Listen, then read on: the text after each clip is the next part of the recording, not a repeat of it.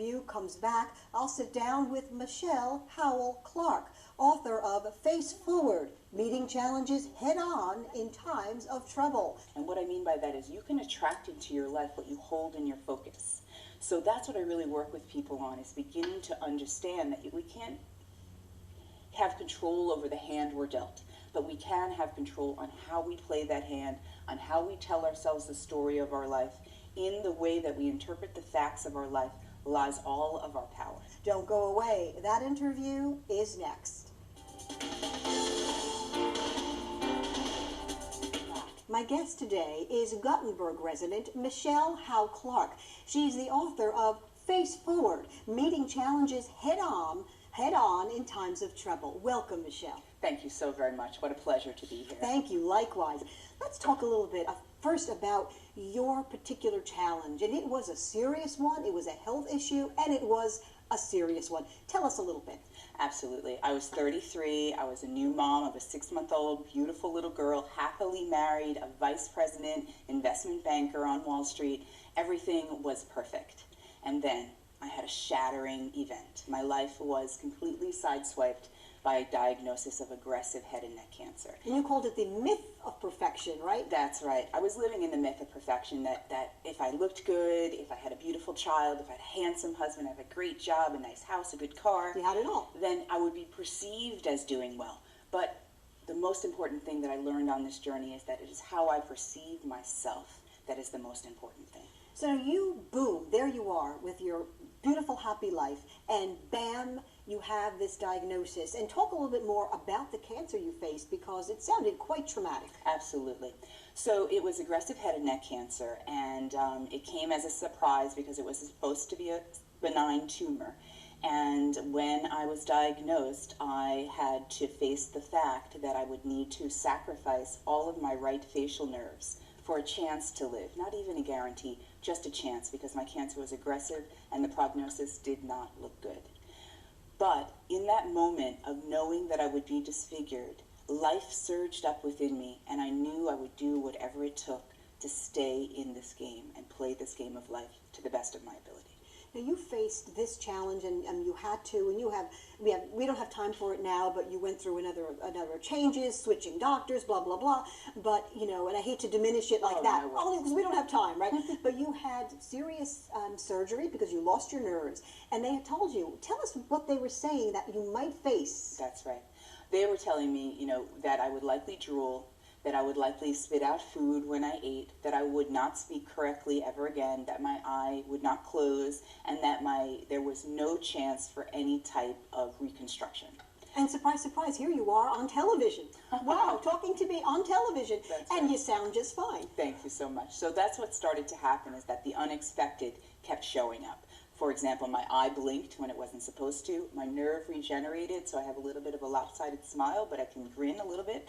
And I also am able, as you can hear, to speak very well. Indeed, indeed. Okay, so now from there, you say to yourself, oh my goodness, you survived that. How did that lead to this, the book, Face Forward? And we're going to talk a little bit more, not just about the book, but also about the work you do, talking to people, reaching out to people, and some private coaching. Talk first about the book, Face Forward, Meeting Challenges Head On in Times of Trouble. How did that come about? Absolutely. So one of the incidents that started this journey to Face Forward is one of the procedures that I had to go through during my radiation was they made a mask, and then they bolted the mask to a table, and then I would be radiated. And in that time, my mind would hover at the abyss of insanity. I would almost feel the whole flight or fight instinct was rising up in me, and my adrenaline was flooding, and I would need to find ways to take control of my mind when my circumstances were so out of my control. And in that process of having to every day go and be taken out of my control, I learned to find control and comfort in my own mind.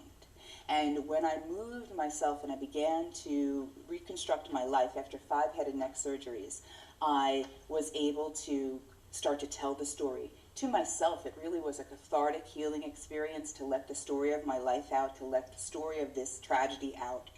And I started to share it with friends, and they said, beautiful story, so inspiring, but more importantly, you are inspiring.